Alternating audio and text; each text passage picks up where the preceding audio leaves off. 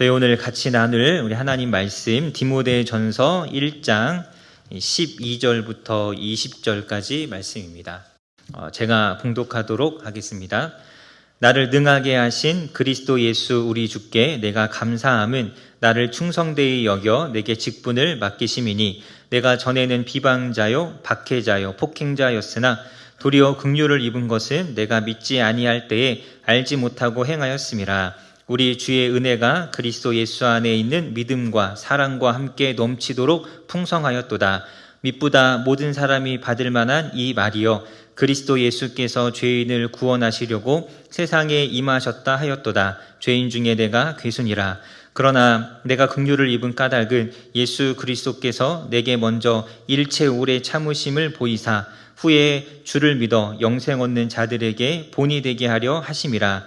영원하신 왕 곧 썩지 아니하고 보이지 아니하고 홀로 하나이신 하나님께 존귀와 영광이 영원 무궁하도록 있을지어다. 아멘. 아들 디모데야, 내가 내게 이 교훈으로서 명하노니 전에 너를 지도한 예언을 따라 그것으로 선한 싸움을 싸우며 믿음과 착한 양심을 가지라. 어떤 이들은 이 양심을 버렸고 그 믿음에 관하여는 파선하였느니라. 그 가운데 후메네오와 알렉산더가 있으니 내가 사탄에게 내준 것은 그들로 훈계를 받아 신성을 모독하지 못하게 하려 함이라. 아멘.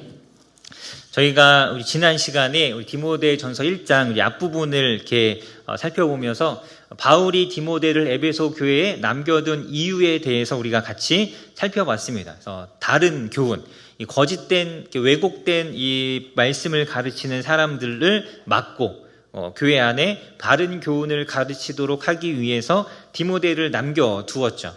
그러면서 이 바른 교훈의 특징, 마음을 청결하게 하고 선한 양심을 갖게 하고 믿음을 굳건하게 하여서 서로를 사랑하게 하는 것이 바로 이 교훈의 목적이다. 우리가 이것을 같이 살펴보았습니다. 그래서 그 이야기를 하고 나서 그러니 디모데 너도 이 교훈, 이 바른 교훈을 잘 전하는 이 믿음의 선한 싸움을 잘 싸워야 한다. 이렇게 이제 우리 1장 18절로 바로 넘어가면 되는데, 바울이 이제 이 중간에 이 복음 전하는 이 사명, 이 바른 교훈을 전하는 사명을 가만히 생각하다 보니까 이 직분을 잘 지키라라고 이야기하려다가 보니까 자신이 이러한 직분을 맡고 있다라는 것에 대해서 너무 감사했어요. 그래서 12절에 보면 12절부터 17절까지 바울의 감사가 나오죠. 자신의 어떤 신앙의 간증과 함께 나에게 이런 직분을 주신 것이 너무 감사하죠. 왜냐하면 나는 자격이 없는 사람인데, 그런데 자격이 없는 나를 생각하니까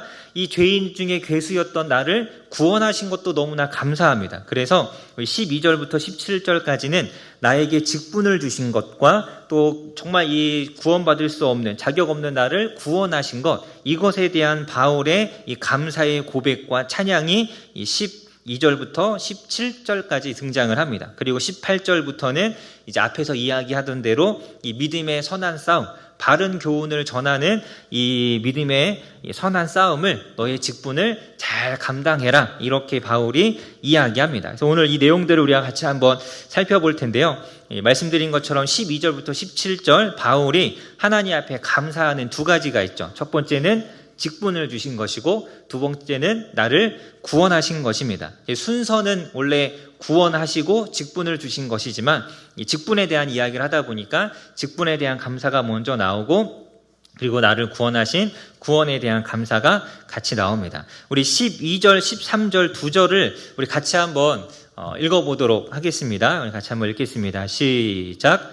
나를 능하게 하신 그리스도 예수 우리 주께 내가 감사함은 나를 충성되이 여겨 내게 직분을 맡기심이니 내가 전에는 비방자요 박해자요 폭행자였으나 도리어 긍휼을 입은 것은 내가 믿지 아니할 때에 알지 못하고 행하였음이라. 아멘.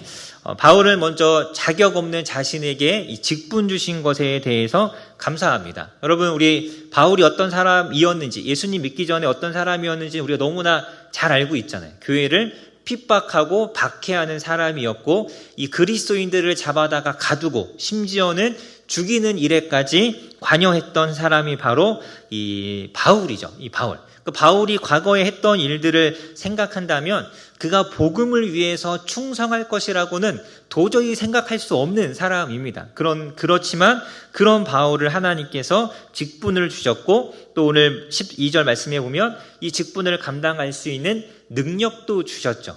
바울은 이것을 생각하면 도저히 감사하지 않을 수가 없는 것이죠. 이런 자격 없는 나에게 이런 은혜 주신 것, 이 바울은 굉장히 자신이 맡은 이 직분에 대한 감사가 있었고 이 감사는 이 직분이 얼마나 영광스러운 것인가에 대한 이 믿음이 있기 때문이죠. 그래서 여러분 사실 이 사도라는 직분, 복음을 전하는 이렇게 헌신된 삶을 살아가는 것이 하나님 앞에서는 분명 영광스러운 것이 맞지만 세상적으로 보기에는 사실 그렇지 않잖아요. 세상적으로 볼 때는 굉장히 힘든 일이죠. 고생해야 하고 또 수고해야 하고 자신의 어떤 인생을 나를 위해서 사는 것이 아니라 전적으로 다른 사람, 하나님을 위해서 그리고 다른 사람을 위해서 살아야 하는 내 삶을 희생하는 것입니다. 희생하는 것.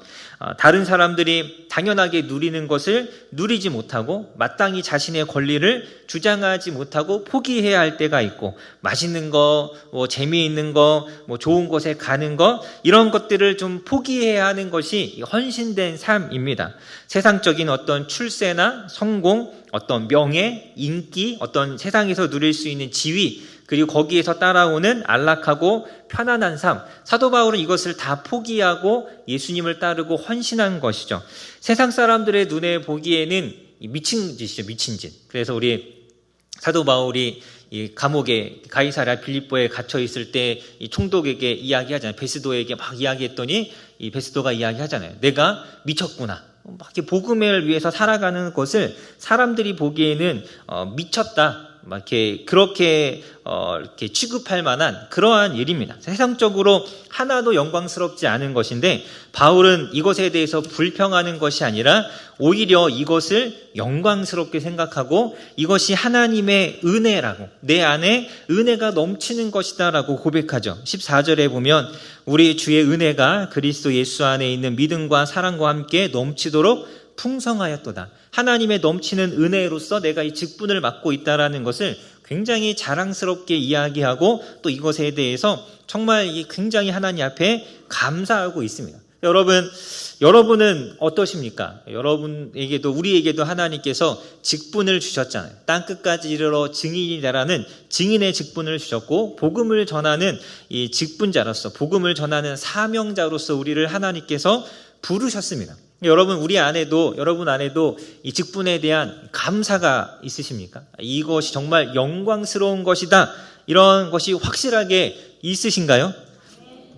네. 감사합니다. 네. 이것이 우리 안에 넘쳐나야죠. 사실 우리도 바울 못지않은 은혜를 받은 사람이죠. 우리도 다 죄인이었습니다. 바울 못지않게 비방하기를 좋아하는 사람이고 다 누군가를 비웃고 또 때로는 원망하고 불평하고 미워하고 교만하고 악을 행하고 이 안에 더럽고 온갖 이 죄악된 것들을 생각하는 그런 죄인이었죠. 그런 죄인인 우리에게 예수님께서 먼저 찾아와 주셨고 은혜를 베풀어 주셨고 그 은혜로서 구원하신 것뿐만 아니라 그 하나님의 은혜와 놀라운 사랑을 전할 수 있는 복음의 증인으로서의 직분을 분명 우리에게 주셨습니다.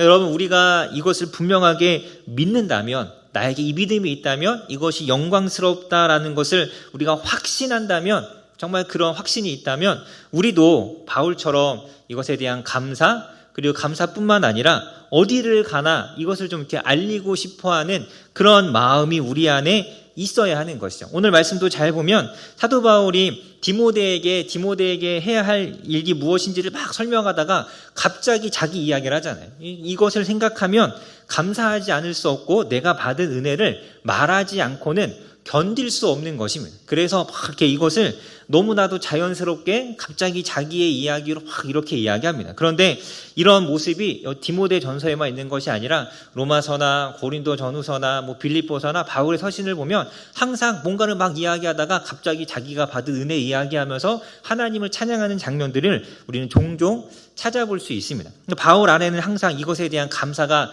넘쳐난 거죠. 막 넘쳐나고 자기도 모르게 이것이 막 입 밖으로 나오는 사람이 바로 사도 바울이었습니다. 여러분, 우리도 정말 이것에 대한 감사가 있고 이것이 정말 큰 은혜라고 생각을 한다면 우리에게도 이러한 모습이 있어야 하죠.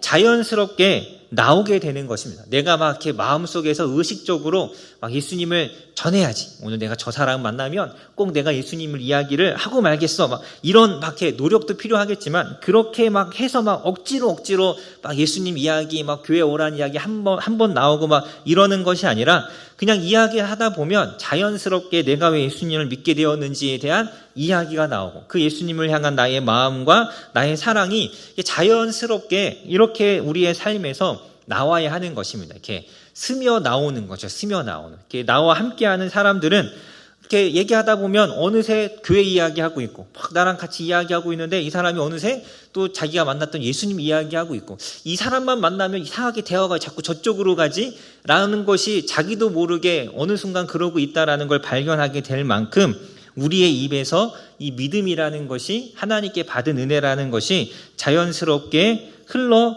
나올 수 있어야 합니다. 여러분, 우리 안에 이런 경험이 이렇게 있다면 이렇게 나올 수밖에 없잖아요. 내가 무엇인가를 경험하고 놀라운 것을 보았다면 자연스럽게 나올 수밖에 없습니다. 그래서 여러분, 제가 신혼여행 가서 송중기 만났던 이야기를 막 이렇게 말씀드렸잖아요. 너무 신기하게 생각하니까 막 이야기하다 보면 그 얘기가 자연스럽게 나오는 거죠. 그것에 대한 이거 항상 이 머릿속에 그게 남아 있는 것입니다. 그래서 여러분, 우리 십자가를 향한 이 놀라운 이 은혜, 십자가를 향한 감격, 감동, 이러한 것도 정말 이것이 우리 안에 충만하다면 이것이 자연스럽게 흘러 나와야 하는 것이죠. 그래서 여러분, 주위에 직장의 뭐 동료일 수도 있고 혹은 뭐 주변의 지인들일 수도 있고 이 사람들이 나에게 야, 넌 그렇게 교회가 그렇게 좋냐? 이런 이야기. 넌 왜 도대체 그렇게 그 이야기를 왜 이렇게 나한테 열심히 하냐? 아니면 내지는 너는 정말 예수님을 정말 사랑하는구나. 이런 이야기들을 들을 수 있는 사람이 되어야 합니다. 나도 모르게 그러한 것들이 나오는 사람이어야 하는 것이죠. 제가 설교 시간에 저희 어머니 이야기를 종종 하는데 저 어렸을 때 그 동네, 어렸을 때는 저희 어렸을 때마다 동네 이 집 가서 밥 먹고 저 집 가서 밥 먹고 막 다 왔다 갔다 했잖아요. 그래서 남의 집에 이렇게 가서 이렇게 밥 얻어 먹고 있으면 그 집 어머님이 꼭 하시는 말씀이 있어요. 저한테. 야, 근데 니네 어머니는 이렇게 무슨 교회를 그렇게 열심히 가냐, 막 이러면서 저한테 꼭 그런 말씀을 하셨어요. 이렇게 동네 분들이 다 지옥 가도 너네 어머니 천국 갈 거라고. 이게 저희 어머니의 믿음과 신앙이 그냥 이렇게 사람들한테 막 이렇게 보여지고 드러나고 있었던 것이죠. 사람들이 그렇게 이야기할 만큼. 여러분, 하나님을 향한 이 마음이 숨겨지지 않아야 합니다. 예수님을 향한 나의 사랑이 숨겨지지 않아야 하죠. 우리가 누군가를 좋아하는 사람이 있어, 사랑하는 사람이 있어도 그게 막 얼굴에서 드러나잖아요. 그 사람 보면 막 이렇게 갑자기 막 표정이 밝아진다든지. 여러분 다 제가 저희 와이프 보면 표정 보시면 다 아시잖아요. 막 이렇게 얼굴에서 감추어지지 않는 그런 모습들. 그 누군가를 막 좋아하면 누군가를 좋아한다는 걸 말하지 않아도 다 티가 나죠. 갑자기 막 예쁘게 화장을 한다든지, 이렇게 신경 쓰지 않았던 옷에 막 신경을 쓴다든지 그러면 딱 알잖아요. 너 누구 생겼구나. 이렇게 숨겨지지 않는 것처럼 하나님을 향한 그 사랑이, 내가 받은 은혜가, 이 복음의 능력이 여러분 이렇게 숨겨지지 않아야 합니다. 이것이 자연스럽게 나타나야 되는데 그렇지 않다면, 내 주변에 있는 사람들이 나를 보면서 그런 것들을 느낄 수 없다면 여러분 그것은 정말 내가 지금 영적으로 굉장히 안 좋은 상태라는 거죠. 하나님에 대한 뜨거움이 없는 것입니다. 이 첫사랑에 대한 열정도 없고 하나님에 대한 사랑이 식어버렸다라는 것이죠. 우리 주변에 특히 이제 믿지 않는 사람들, 물론 이제 믿는 사람들에게도 들을 수 있지만 정말 너는 정말 예수님을 너무 사랑해라는 이런 이야기를 내가 듣는 사람인지 그렇지 않은지를 우리가 잘 살펴야 합니다. 잘 살펴야죠. 학교에서, 직장에서 또 친구들을 만났을 때 이것이 자연스럽게 묻어나올 수 있는 그런 믿음의 사람들 되시기를 간절히 소망합니다. 또 바울이 감사하는 것 두 번째가 자신이 받은 구원에 대해서 감사합니다. 15절과 16절에 보면 바울이 이렇게 이야기합니다. mit보다 모든 사람이 받을 만한 이 말이여 라고 하면서 그 뒤에 나오는 이야기가 이제 복음이라는 고 것이죠. 복음. 그리스도 예수께서 죄인을 구원하시려고 세상에 임하셨다 하였도다. 굉장히 놀라운 복음이죠. 굉장히 간단하게 이야기했는데 mit보다 모든 사람이 받을 만한 이 말이여라는 이 말을 조금 쉽게 풀어서 설명하면 이런 말입니다. 지금부터 내가 하는 말은 세상의 모든 사람들이 들어야 하는 말이고 매우 믿을 만한 말입니다. 이런 뜻입니다. mit보다라는 것이 신뢰할 만하다, 믿을 만하다는 뜻인데 내가 하는 이 말이 예수님이 세상을 구원하시기 위해서 이 땅에 오셨다라는 이 이야기는 모든 사람이 들어야 하는 그러한 말이라는 것이죠. 여러분, 예수님께서 저와 여러분을 구원하시지 않았다면 저희는 지금쯤 이 자리가 아니라 저기 세상 어딘가에서 막 헤매고 있었겠죠. 막 헤매고 있었을 것입니다. 그러다가 멸망을 받으며 결국에는 심판 가운데 놓이게 될 그러한 삶을 살아갈 수밖에 없는 죄인이었죠. 그런 우리를 예수님께서 사랑해 주셔서 찾아와 주시고 만나 주시고 그 은혜를 깨닫게 하시고 오늘 이 자리에 이 아침에 정말 수고하면서 많은 것을 포기하면서까지 이 자리에 이렇게 나올 수 있게 해 주신 것, 이것이 하나님의 놀라운 은혜인 것이잖아요. 은혜. 이것은 모든 사람이 꼭 들어야 하는 굉장히 중요한 진리인 것이죠. 예수님께서 나를 위해서, 우리를 위해서 이 땅에 오셔서 우리를 구원하셨다라는 것. 여러분, 모든 사람이 들을 만한 말이다라는 것을 우리가 마음에 잘 새겨야 합니다.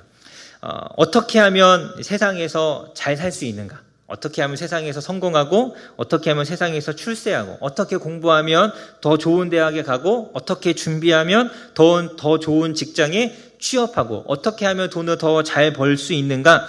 어떻게 하면 이 넓고 넓은 세상에 이 많은 신나는 것들을 더 잘 즐길 수 있는가? 이러한 것들이 우리가 반드시 들어야 하는 그런 이야기가 아닙니다. 어느 정도 필요한 이야기일 수 있지만 그것보다 더 중요한 이야기, 그것보다 우리가 분명하게 들어야 하고 전해야 한 이야기는 무엇이냐면 하나님께서 우리를 사랑하셔서 우리를 구원하시려고 예수님을 이 땅에 보내셨다라는 이야기입니다. 여러분, 이 이야기가 모든 사람이 들어야 하는 중요한 이야기라는 것에 여러분 동의하십니까?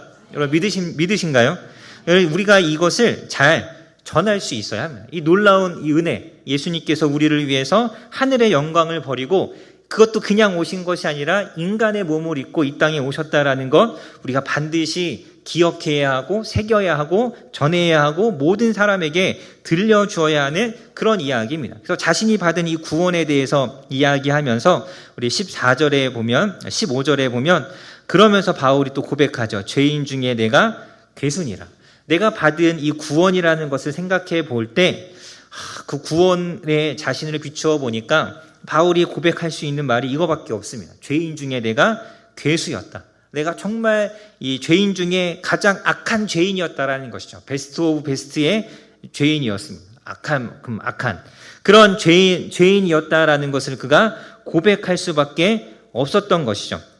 여러분, 바울은 사실 물론 이제 교회를 심하게 핍박하는 사람이긴 했지만 하나님에 대한 열심만큼은 누구보다 뛰어난 사람이었잖아요. 그의 삶을 돌아본다면, 이 고백을 하기 전까지 예수님을 믿고 난 이후에 그의 삶을 돌아본다면 그가 과거에 죄 지었던 것, 하나님을 핍박했던 것 그 이상으로 수없이 하나님을 위해서 많은 고생과 수고를 한 것이 사실이죠.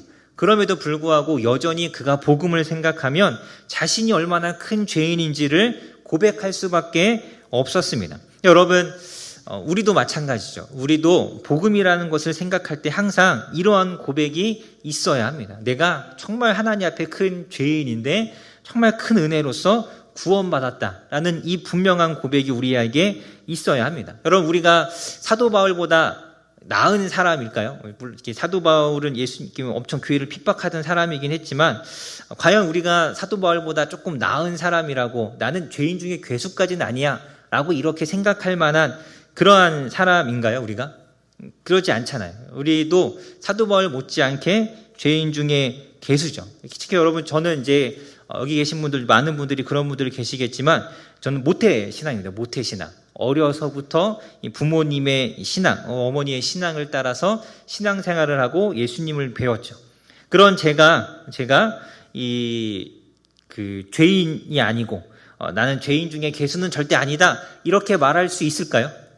저도 저를 돌아보면 사도 바울 못지않게 오히려 저는 더 악한 죄인이라고 고백할 수밖에 없죠. 어려서부터 예수님을 알았기 때문에 사실 진짜 더 나쁜 사람이 바로 저입니다. 바울은 예수님을 모르고 그런 어떤 죄를 행했잖아요. 교회를 핍박하고 예수님을 믿는 사람들 잡아가고, 그건 알지 못하는 상황 가운데 그렇게 했는데, 근데 저는 제 자신을 가만히 돌아보니까 저는 알면서도 하나님을 배신하고 떠나는 사람이었습니다. 분명 하나님이 계시다는 걸 아는데 어떻게든 예배를 좀 빠지려고 하고, 어떻게든 교회에 안 가려고, 뭔가 행사를 하면 안 가고 싶어서 이런 핑계대고 저런 핑계대고, 수련회 가야 하는데 어떻게든 수련회 안 가려고 떼쓰고 이렇게 아프다 그러고 갑자기 사라지고 이런 삶을 살아왔던 것이 저더라고요.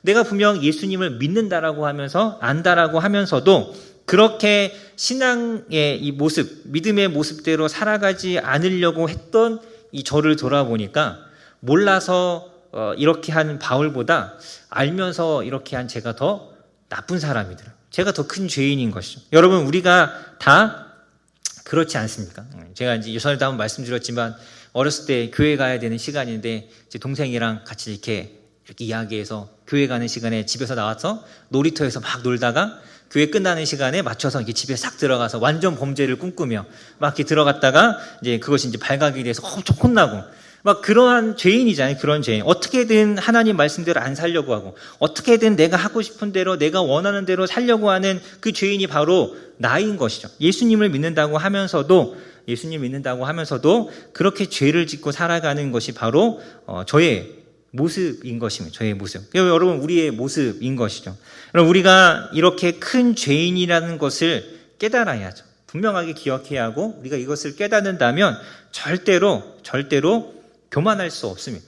다른 사람의 신앙에 대해서 평가하거나 판단하거나 이렇다 저렇다 말할 수 없죠. 그저 자기 자신을 보면 부끄럽고 겸손해질 수밖에 없고, 이런 내가 예배드리고 있다는 사실 자체가 그냥 감사할 수밖에 없는 것입니다. 여러분, 은혜, 내가 정말 이 구원받은 것이 얼마나 큰 은혜인가를 우리가 깊이 깨달아야 겸손해지고, 그리고 감사가 넘칠 수 있는 것입니다. 여러분의 삶 가운데 이런 감사의 고백, 이러한 것들, 내가 얼마나 큰 죄인인가에 대한 이 인정과 고백이 넘쳐나시기를 주님의 이름으로 간절히 소망합니다. 이것이 없다면 우리는 쉽게 바리새인들처럼 다른 사람에 대해서 판단하고, 저 사람이 어떻게 믿음이 저러냐, 믿음인 사람은 저럴 수 없어, 라는 이런 어떤 판단, 그리고 자신의 의를 막 드러내죠. 자랑하죠. 기도도 사람들이 보는 앞에서 하고, 이렇게 사람들이 보는 앞에서는 더 성실한 척하고, 그리고 어떻게든 자기가 뭔가를 했다라는 것을 막 드러내려고 하고, 그런 어떤 이렇게 자랑하고 싶은 마음이 넘쳐날 수밖에 없는 것이 이것을 깨닫지 못하는 사람들의 모습입니다. 그런 모습. 여러분, 혹시 내가 그러지 않은가? 막 사람들에게 인정받기를 좋아하고 내 신앙에 대해서 칭찬받기를 원하고 막 자꾸 이것을 막 드러내려고 하고 있다면, 우리가 우리 자신을 돌아보면서 정말 다시 한번 예수님의 이 십자가의 이 복음 앞에, 그리고 그 은혜와 사랑 앞에 우리 자신을 비추어 볼 수 있어야 합니다. 그래서 여러분, 다른 그 무엇이 아니라 나의 삶에 무엇을 주셨고 무엇을 허락하셨고, 이것보다 정말 그 하나님의 은혜로서 이 정말 죄인 중에 괴수인 나를 하나님의 자녀 삼아 주신 것, 이것으로 날마다 감사하며 우리 하나님 앞에 나아가실 수 있기를 우리 간절히 소망합니다. 우리 16절에 바울이 또 이야기하죠. 내가 긍휼을 입은 까닭은, 내가 이 죄인 중에 괴수이지만 하나님께서 나를 구원하신 이유는 나를 향해서 오래 참으시는 것을 보여주셔서, 정말 하나님께서 우리를 오래 참으셔서 우리를 인내하시면서 구원하신 거죠. 이것을 보임으로 인해서 많은 사람들에게 본이 되게 하려 합니다. 바울 같은 사람도 구원하셨다면 우리도 구원받을 수 있다, 저 사람도 구원할 수 있다라는 것을 보여주기 원하셨다라고 이렇게 이야기합니다. 여러분, 예수님은 모든 사람에게 긍휼 베풀기를 원하시죠. 모든 사람에게 복음을 전하고 그들이 주님께로 돌아오기를 원하십니다. 바울처럼 정말 이 죄인 중에 죄인이라고 할 만한 사람들, 형편없는 사람들, 그러한 사람들에게도 우리 주님은 복음 전하기를 원하십니다. 그래서 그런 사람들이 돌아오는 것을 보면서 예수님을 알기를 원하시죠. 그래서 여러분, 우리가 반드시 그것을 기억해야 합니다. 우리 주변에 절대로 구원받지 못할 만한 사람은 아무도 없습니다. 저 사람은 절대 예수님을 믿지 않을 것 같다 할 만한 사람은 없는 것이죠. 인상이 험상궂다고 해서 또 정말 오랫동안 전도했는데 돌이키지 않는다고 해서 저 사람은 아닌가라는 할 만한 사람은 아무도 없습니다. 모든 사람의 본으로서 사도 바울을 예수님께서 세워주셨습니다. 우리 지지난주에 제가 이제 전도하러 나갔는데 이렇게 전도하면서 한 무리의 여학생들을 만났어요. 여중생, 여고생인지 제가 잘 모르겠는데 이 자리에 있는 모 청년과 함께 전도를 하고 있었는데 무섭게 생긴 여학생들이 그 공원 벤치에 앉아 있더라고요. 그 오전 시간에 얘네들이 학교에 안 있고 왜 여기 있지? 그 순간부터 무서웠습니다. 저 얼마나 무서운 애들일까? 학교도 안 가고 여기에 있을까? 근데 또 옆에 이제 그 같이 전도하는 누군가가 있었기 때문에 외면할 수가 없더라고요. 그래서 일단 갔어요. 가서 이렇게 전도 건빵 이렇게 나눠주면서 야, 너네들은 왜 학교 안 가고 여기 있냐? 그랬더니 애들이 단축 수업을 했다 그러더라고요. 그래서 1차로 안도의 한숨을 내셨어요. 이래 엄청 무서운 애들은 아니구나. 근데 막 화장이 엄청 진하고 막 머리 헤어스타일이 막 화려하고 막 옷도 막 멋있게 입고 그래서 너무 무섭더라고요. 그래서 얘네들은 안 되겠다. 막 그러면 속으로 이렇게 생각하면서 제가 이렇게 좀 건빵만 주고 이렇게 왔거든요. 그래서 제가 말씀 준비하면서 회개했습니다. 걔네들도 예수님의 복음을 듣고 돌아와야 되는 사람인데 안 될 사람이 없는데 제가 너무 무서워서 요즘 애들 무섭잖아요. 그래서 이렇게 두려움에 돌이켰던 걸 제가 회개했습니다. 여러분, 믿지 못할 사람이 없죠.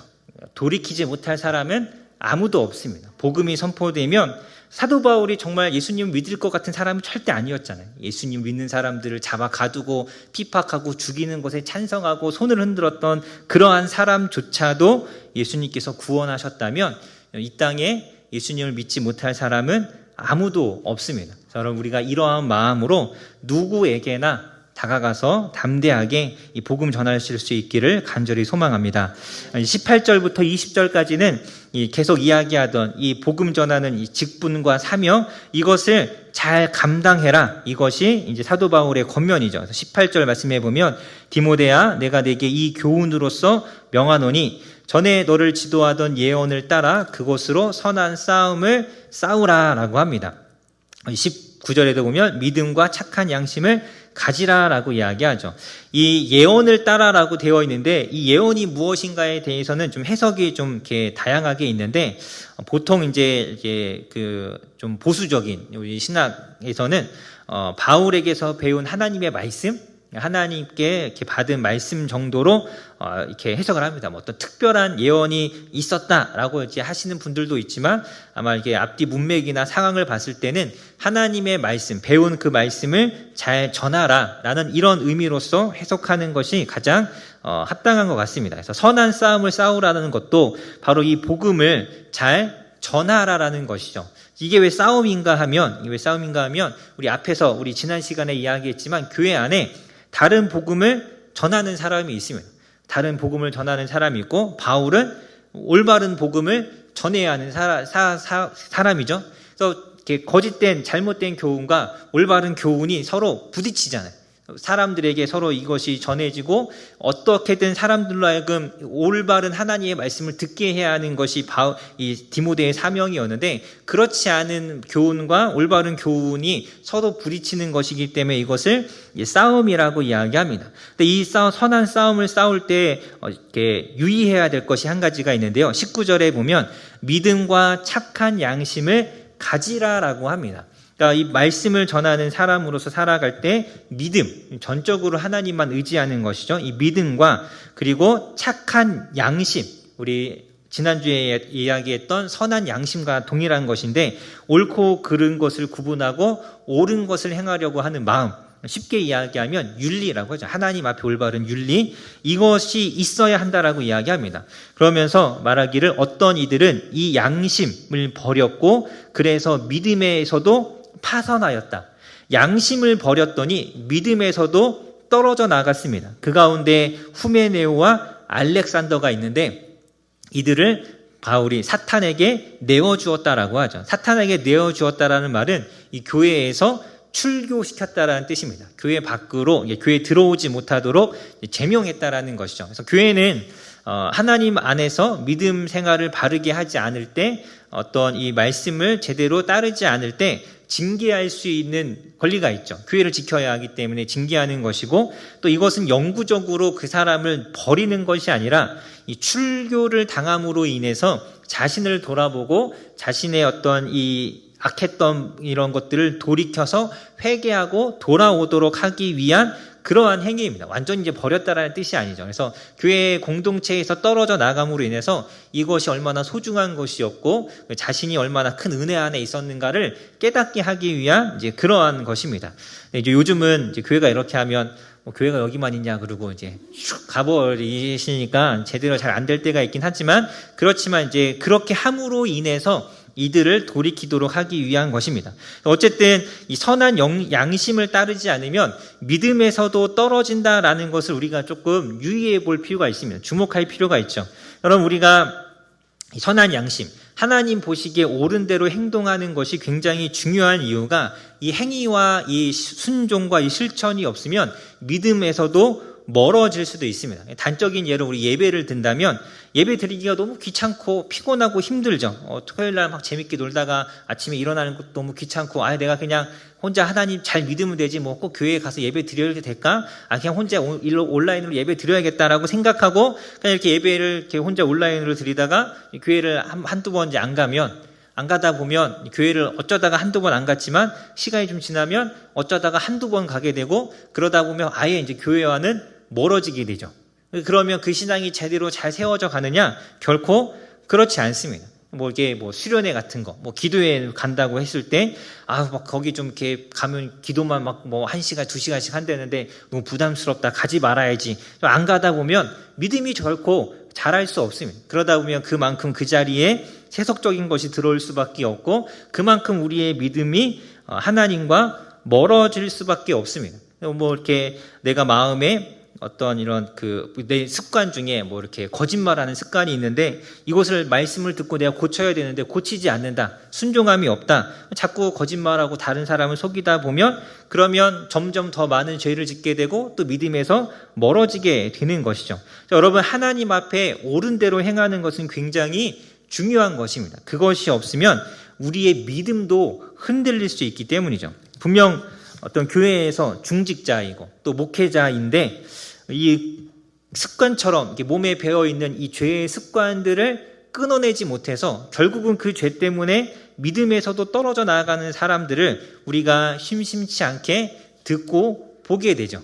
여러분, 이 믿음대로 행하는 것은 굉장히 중요한 것입니다. 믿음이 있다고 하면서 거짓말을 잘한다거나 혹은 이렇게 핑계를 잘한다거나 게으르다거나 불평을 잘한다거나 분노를 잘하거나 짜증을 잘 낸다거나 이러한 것들은 조심해야 합니다. 그런 경우에 어떻게 보면 믿음에서 멀어질 수 있습니다. 제가 어제도 저희 와이프한테 혼났습니다. 짜증을 잘 낸다고 회개했습니다. 그래서 여러분, 우리가 정말 말씀대로 내가 잘 살아가고 있는가를 살피는 것은 굉장히 중요하죠. 그것이 우리의 믿음을 굳건하게 할 수 있고, 그렇지 않으면 믿음에서 떨어질 수도 있는 것입니다. 그래서 믿음과 선한 양심, 하나님 말씀대로 순종하는 것은 항상 같이 있어야 하는 거죠. 둘 다 굉장히 중요한 것이죠. 그래서 여러분, 이 말씀대로 순종하는 삶, 우리 PBS 공부할 때도 마지막에 즉시 실천할 것 있잖아요. 이거 계속 이렇게 기도 열심히 하자, 성경 많이 읽자, 이런 것만 하시면 절대 안 됩니다. 구체적으로 내가 어떻게 말씀을 살아낼 것인가를 자꾸 생각하면서 이렇게 찾아야죠. 그래서 그 말씀대로 살아갈 때 우리의 믿음이 자라갈 수 있습니다. 그리고 이제 마지막으로 우리 바울이 디모데에게 이 선한 싸움을 싸우라라고 이야기했습니다. 그러니까 복음을 전하는 이 사명을 잘 감당하라라는 것이죠. 끊임없이 복음을 사람들에게 가르치고 전해야 합니다. 이것이 왜 중요하냐면 아까도 말씀드린 것처럼 지금 이 교회 안에, 에베소 교회 안에 다른 교훈이 계속해서 전해지고 있었기 때문이죠. 이상한 사람들이 들어와서 자꾸 바울이 가르친 정통 복음이 아닌 왜곡된 이야기들을 계속해서 이야기하고 있었습니다. 그럼 디모데가 올바른 교훈을 전하지 않는다면 어떻게 될까요?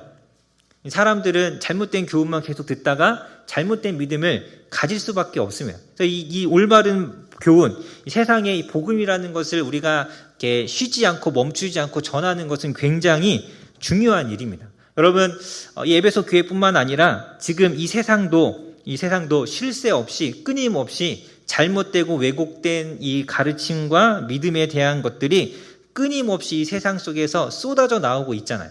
어떤 세상적인 가치, 완전 믿음과는 정말 맞지 않는 이 세속적인 가치들, 더럽고 추하고 그리고 음란하고 악한 것들, 이런 것들이 온갖 이 영상과 인터넷을 통해서 뭐 게임, 뭐 드라마, 만화, 뭐 요즘 웹툰도 많이 보던데 이런 것들을 통해서 끊임없이 쏟아져 나옵니다. 막 폭력적이고 막 이렇게 더럽고 음란하고, 예전에는 막 이렇게 보면 막 이렇게 막 어떻게 사람들이 이럴 수 있는가 생각했던 것들이 이제는 정말 아무렇지 않잖아요. 예전에는 누가 이렇게 스스로 이렇게 목숨을 끊었다거나 아니면 뭐 이렇게 뭐 불륜이 있었다거나 이런 게 알려지면 이게 완전히 언론에 나올 수도 없었죠. 뭐 연예인들이 막 그런 일을 했다거나 그러면. 그런데 이 세상이 바뀌어서 워낙 그러한 것들을 많이 듣고 그러한 것들이 죄가 아닌 것처럼 막 세상이 이야기하니까 이제는 그러한 것에 무뎌져 가잖아요. 동성애 문제도 예전에는 정말 도저히 우리나라가 그걸 받아들일 수 없는 나라였는데 막 그럴 수도 있다 막 이런 이야기를 자꾸 듣다 보니까 그거 괜찮은 거 아니냐라고 생각하는 사람들이 심지어 믿음을 가졌다라고 하는 사람들 안에서도 점점 많아지고 있죠. 그래서 여러분, 끊임없이 세상은 세속적인 것들, 하나님 앞에 옳지 않은 이야기들이 끊임없이 쏟아져 나오고 있고 우리가 그것을 매일 듣고 있습니다. 듣고 있죠. 그럼 여러분, 우리 에베소 교회와 마찬가지로 우리도 이 싸움을 하는 것입니다. 거짓된 교훈과 세속적인 가르침이 전해지는 그 상황에 우리가 얼마나 올바른 교훈을 잘 전하는가, 그렇지 않은가, 이 싸움을 우리도 싸우고 있는 것이죠. 세상을 향해서, 교회를 향해서 우리는 계속해서 이 하나님의 올바른 교훈과 말씀과 복음을 전해야 하죠. 우리가 제공해야 합니다.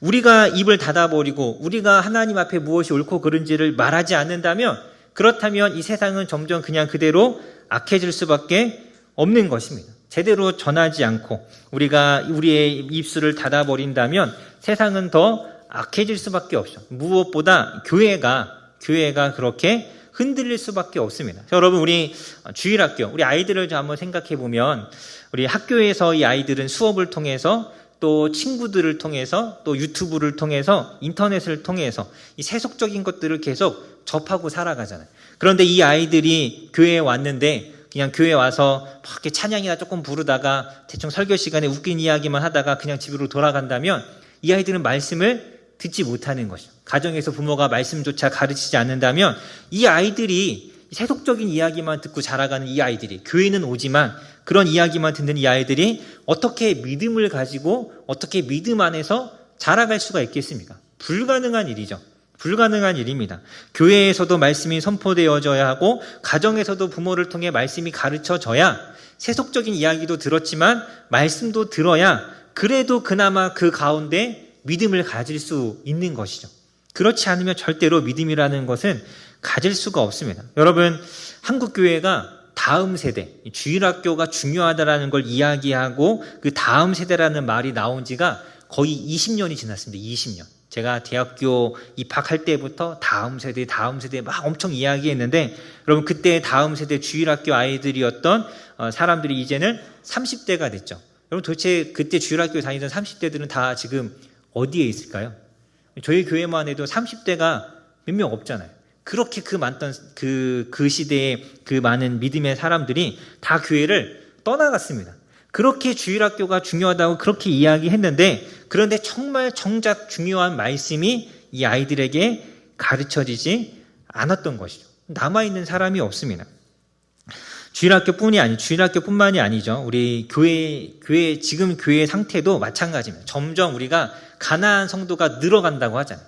교회를 나가지 않겠다라고 하는 사람들이 점점 많아지고 있습니다. 교회를 떠나서 헤매는 사람들이 점점 늘어나고 있죠. 그런데도 불구하고 교회는 다투고 분열하고 싸우고 막 이렇게 어떤 목회자들의 어떤 이런 이제 안타까운 사건들 막 이런 것들이 끊임없이 나오고 있고, 그러면서 점점 신학생들의 또 수는 또 막 줄어들어서 이제 사역자를 구하기가 어려운 시대가 되어가고 있죠. 그러니까 여러분, 교회가 자기 자신 지키기도 너무나 급급한, 그것도 제대로 하지 못하는 그런 현실이 되어버렸습니다. 그런 현실이 되어버렸죠. 그렇게 중요하다 막 이야기했지만 제대로 말씀이 가르쳐지지 않았습니다. 여러분, 전도는 어떠죠? 전도. 우리가 복음을 전하는 것이 그렇게 중요하다는 걸 알지만 길거리에 나아가서, 거리에 나아가서, 혹은 자신이 아는 지인들에게 다가가서 복음을 전하는 일이 점점 줄어들고 있습니다. 여러분 지금까지 여러분의 인생을 살면서 누군가에게 우리의 이 죄인됨에서부터 시작해서 예수님을 믿어야지만 구원을 받는다라는 이 이야기까지, 이 심판에 대한 이야기까지, 우리가 흔히 복음이라고 하는 이 전체의 내용들을 누군가에게 이야기해 본 적이 여러분 얼마나 있으십니까?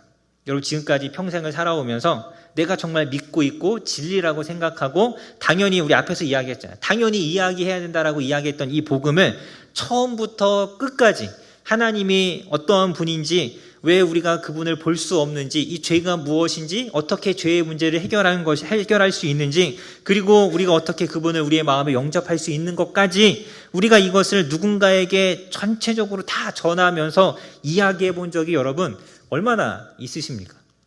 이것이 전해지지 않고 말씀이 가르쳐지지 않으니까 교회는 더 위축되고 줄어들고 약해지고 사라져가는 것이죠.